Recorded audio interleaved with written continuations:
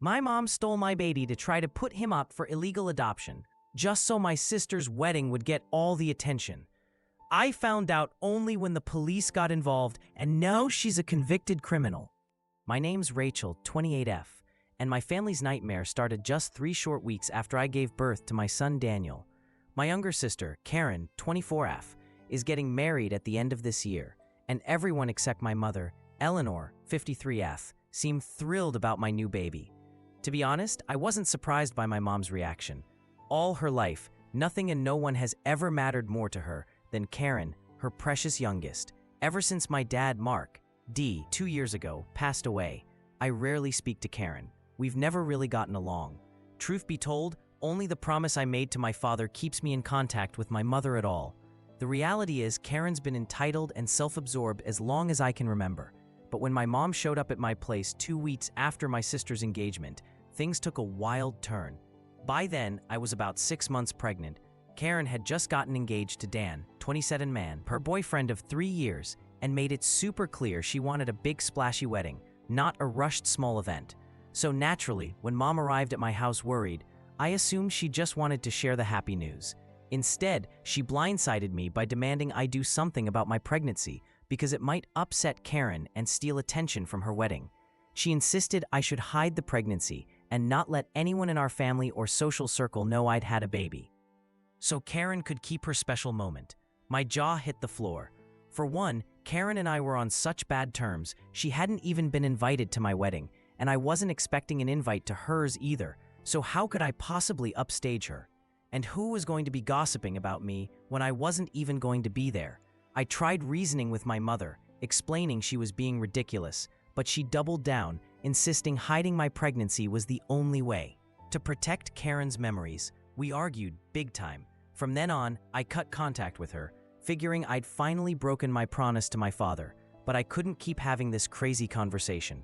After that, it was just my husband, Eric, 29 man, his family, and me raising my new son. My mom wasn't there for the birth. She was out with Karen that day, and honestly, I doubted she would have come anyway, no matter what.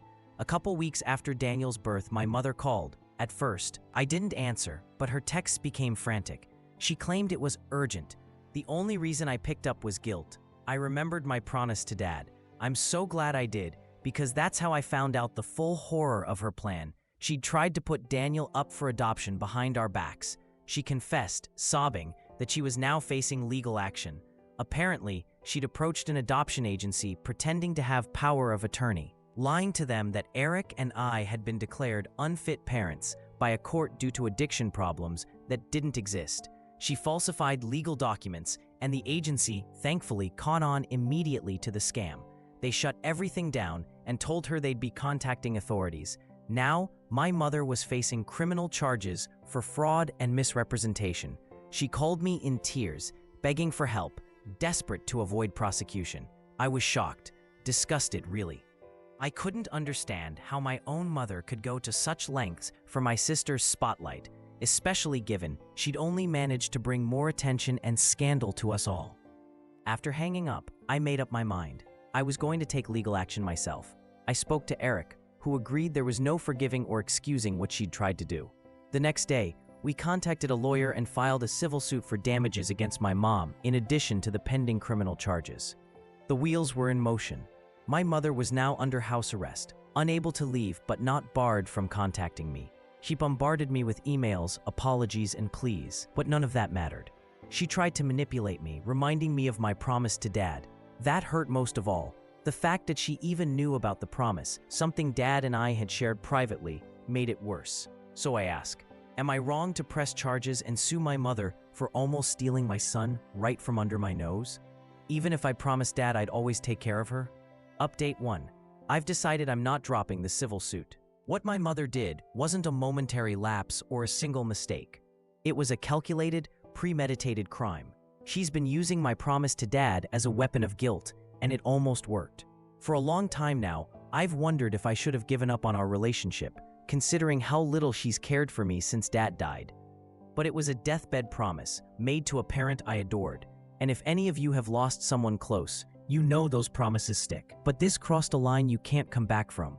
Even Eric agrees. Pursuing justice isn't vindictiveness. It's necessary for my son's safety and ours. I'm not asking for damages beyond what she owes me. Just the money I've spent supporting her since Dad passed, something Karen's never contributed to. My father left her a house and savings, and she has her brother, my Uncle David, 55M, to support her if need be. I've done more than enough. Now, my only job is being a good mother, not playing good daughter to someone who doesn't see me as one. Update 2. A few weeks later, mediation talks for the lawsuit started. Every meeting, my mother got wildly emotional, crying, screaming, derailing sessions so nothing got resolved. I don't know if it's a deliberate tactic or if she's really lost it. My Uncle David called, accusing me of being unreasonable and ungrateful for demanding such a large settlement. Since she raised me, and this was just one mistake. But it wasn't. She gathered forged documents, contacted people, lied to authorities, all to erase my baby for my sister's benefit. David told me I was being cruel, that I'd destroy our family if I didn't back down. I told him if he cared so much, he could pay the settlement himself. That set him off. He shouted every insult under the sun before I hung up. I can't fathom how anyone can defend her actions at this point.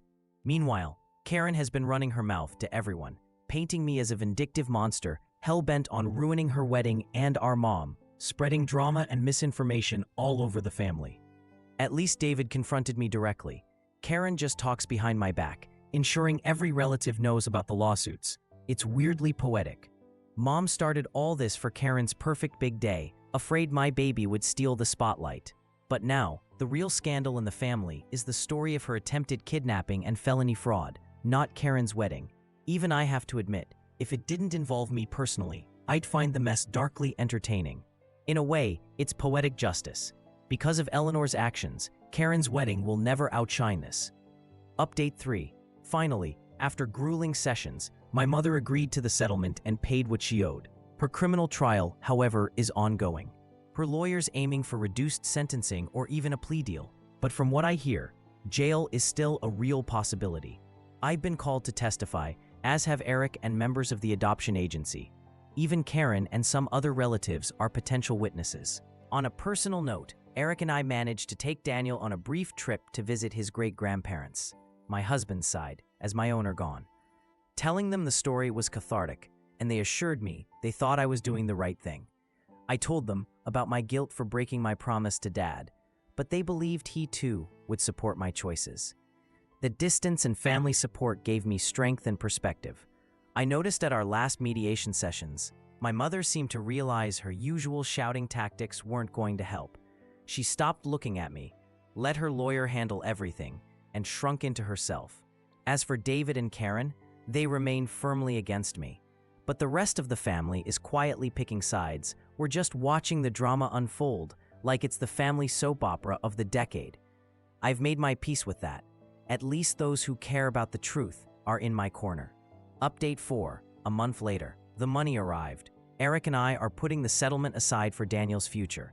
Karen, however, decided to appear at my front door, yelling that I'd ruined her wedding because our mother had promised to help pay for it and now couldn't, thanks to my lawsuit. The absurdity floored me. She even admitted it was money I'd taken back. In other words, it was mine to begin with. I didn't even let her into the house. I just shut the door in her face.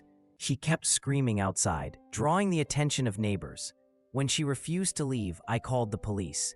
Watching the officers escort her off the property, she hurled vicious, threatening insults about me and Daniel. So much so, I genuinely feared for my safety. Eric and I talked at length and decided it's time. We're filing a restraining order against Karen, and we're moving. Not just because she knows where we live, but because the entire family and half the community are obsessed with gossiping about our situation. My phone, email, and social media have been swamped with drama-hungry messages. It's been expensive, the lawyers, the newborn, the move, but peace of mind is priceless. I'm so deeply thankful for Eric and his family. Without them, I'd be lost. My own in-laws have supported me more than my mother ever did. I'm exhausted, but hopeful for the future, and ready to build a safe new life for Daniel. Update 5. Last week, the verdict finally came down. My mother was convicted on all charges: fraud, attempted kidnapping, falsifying legal documents. Since it was her first offense, she was spared jail time, but must pay a large fine to both the adoption agency and me, complete hundreds of hours of community service, and undergo court-mandated treatment at a mental health facility. Since signing the civil settlement, I have had no contact with Eleanor whatsoever. I learned of her conviction via the family grapevine, and frankly, I feel nothing for her. The restraining order against Karen is also now in effect. We're in the process of moving, yet another huge expense, but the legal restitution and settlement mean it's at least financially manageable. We're setting aside the bulk for Daniel's college fund and are feeling a bit of relief at last. Ironically, Karen has now denounced our mother online, pretending she knew nothing about the scheme and claiming it disgusts her. This is quite a turnaround from when she initially supported Eleanor and vilified me. Unsurprisingly, this came only after her fiancé and his parents started worrying about the family drama affecting the wedding, even considering calling it off. It's a cruel twist for my mother. She sacrificed our entire relationship and nearly risked prison for her precious youngest, only for Karen to throw her under the bus publicly for her own gain. Now Eleanor is alone, shamed, and isolated, cut off from us all. While it's a sorry ending to our family story, I feel nothing but relief at knowing I'll never have to see or deal with them again. That wraps up the whole story. In the end, this family breakdown was as much about misplaced loyalty, emotional manipulation, and a lifetime of favoritism as it was about one criminal act. In the pursuit of protecting her favorite, OP's mother lost everything. I've got a question for you. If you were in OP's, would you still hold on to promises made to a parent, even if it meant putting your own child at risk? Or is it better to cut ties, no matter how high the cost? Let me know down in the comments.